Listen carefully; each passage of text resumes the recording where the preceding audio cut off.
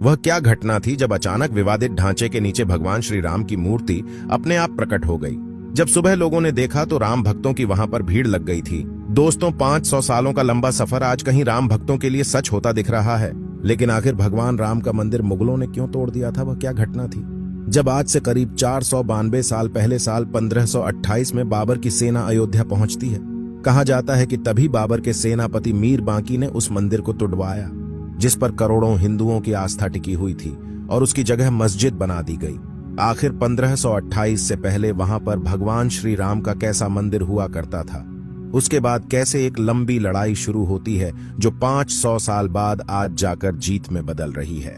यह 500 सालों का संघर्ष आखिर कैसे तय किया गया? इनमें आखिर क्या क्या घटनाएं हुई? आज राम मंदिर के इतिहास के बारे में पूरा डिटेल में जानेंगे। वीडियो शुरू करने से पहले कमेंट में जय श्री राम जरूर लिखें। दोस्तों, अयोध्या के अंदर भगवान श्री राम का मंदिर बनकर तैयार हो चुका है। इतना ही नहीं, 22 जनवरी को यहां पर भगवान श्री राम की प्राण प्रतिष्ठा भी करवा दी जाएगी। यह वो राम मंदिर है जिसको बनते हुए देखना करोड़ों भारतीयों का एक सपना था, क्योंकि इसी जगह पर भगवान श्री राम का जन्म हुआ था और इसे पाने के लिए लगातार 500 सालों तक संघर्ष करना पड़ा। इनमें से कई लोग तो ऐसे थे जिन्होंने पूरी जिंदगी कोर्ट कचहरी में लड़ाई लड़ते गुजार दी। इतना भी आसान नहीं था राम मंदिर के बनने का यह सफर। अब चलिए थोड़ा इतिहास में पीछे चलते हैं और शुरुआत से इस मुद्दे को डिटेल में आपको बताते हैं।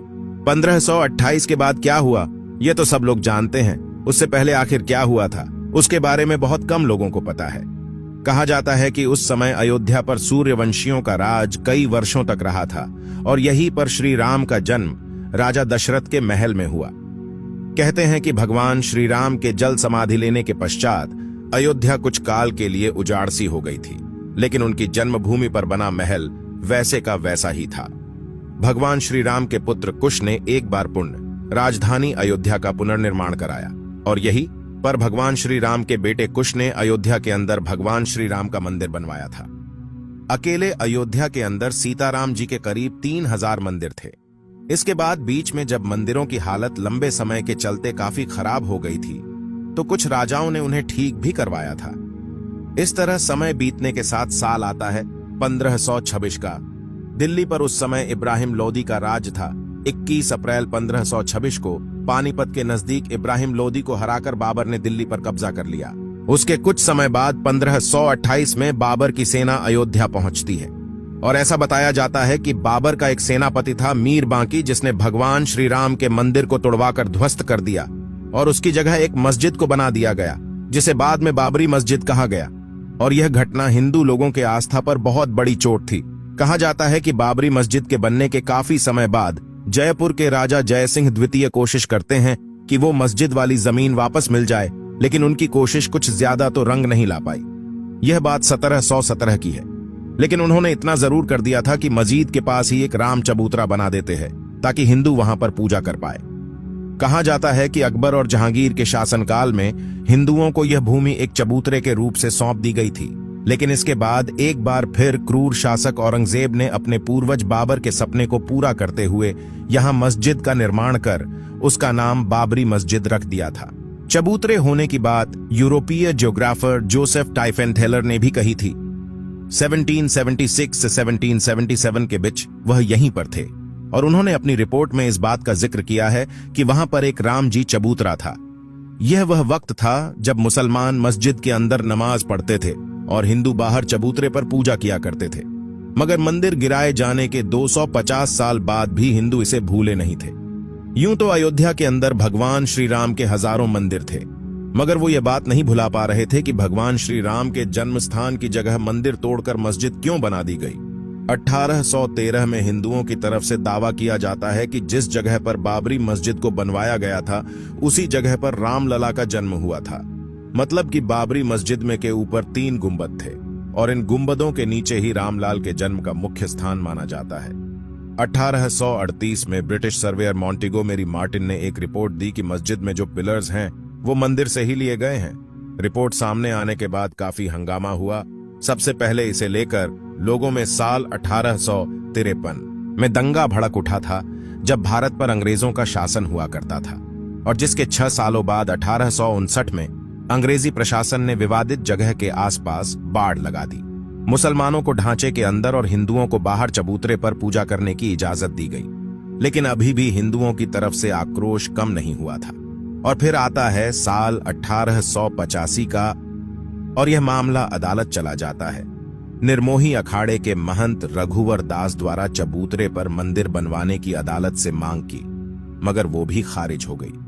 भले ही जैसे तैसे करके अंग्रेजों ने एक बार के लिए इस विवाद को शांत करवा दिया, लेकिन कई सालों बीतने के बाद इसका असली विवाद शुरू हुआ।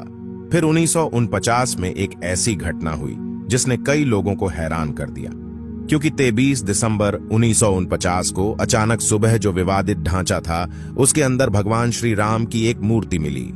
हिंदू पक्ष का दावा था कि यह मूर्ति अपने आप वहां पर प्रकट हुई थी, जबकि मुसलमानों ने आरोप लगाया कि किसी ने रात में चुपचाप मूर्तियां वहां रख दी।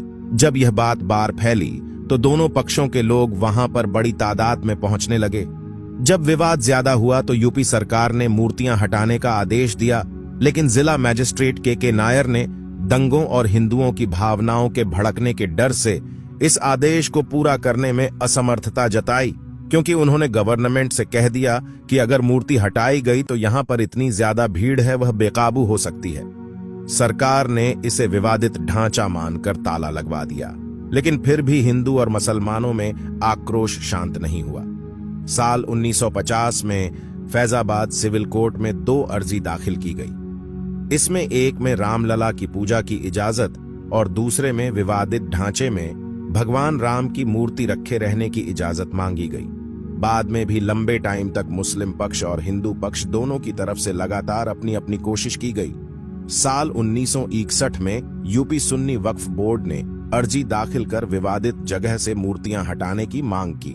साल 1984 में विवादित ढांचे की जगह मंदिर बनाने के लिए 1984 में विश्व हिंदू परिषद ने एक कमेटी गठित की और इसी के 2 साल बाद साल 1986 यूसी पांडे की याचिका पर फैजाबाद के जिला जज के पांडे ने 1 फरवरी 1986 को हिंदुओं को पूजा करने की इजाजत देते हुए ढांचे पर से ताला हटाने का आदेश दिया। फिर वो दिन आता है जिस दिन बहुत बड़ी घटना होती है। 6 दिसंबर 1992 को लाखों कार सेवक अयोध्या पहुंच जाते हैं। इतने सारे लोग पहुंचने से वही हुआ जिसका लोगों को डर था। लोग 11:50 पर गुंबद पर चढ़े और करीब 4:30 बजे तक तीनों ढांचे गिरा दिए। इस घटना के कुछ ही टाइम बाद यूपी में राष्ट्रपति शासन लगा दिया गया, जिसके बाद देश भर में सांप्रदायिक दंगे भड़के गए। पूरा देश दंगों की आग में झुलस उठा, जिसमें 2000 से ज्यादा लोग मारे गए, कितने ही लोग घायल हो गए। लड़ाई इतनी बढ़ गई कि साल 2002 में हिंदू कार्यकर्ताओं को लेकर जा रही ट्रेन में गोधरा में आग लगा दी गई, जिसमें 58 लोगों की मौत हो गई। इसकी वजह से गुजरात में हुए दंगे में 2000 से ज्यादा लोग मारे गए। मगर 1990 के दशक में जब केंद्र में दोबारा भाजपा आई तो फिर से दोबारा हिंदू संगठन राम मंदिर आंदोलन को लेकर सक्रिय हो गए। फिर देश में चल रहे सभी मामलों को एक जगह लाया गया। बाद में इस मामले की जांच के लिए आर्कियोलॉजिकल सर्वे ऑफ इंडिया को कहा गया, ताकि यह पता चल सके कि उसे मस्जिद के नीचे आखिर पहले क्या था। एएसआई ने अपनी रिपोर्ट में कहा कि जिस जगह यह विवादित ढांचा था उसके नीचे मिले अवशेषों से यह बात साबित होती है कि वहां पहले हिंदू मंदिर था, और यह सरकार के सामने और कोर्ट के सामने सबसे बड़ा साइंटिफिक प्रूफ था कि वाकई में उस विवादित जगह के नीचे भगवान श्री राम का पहले मंदिर था।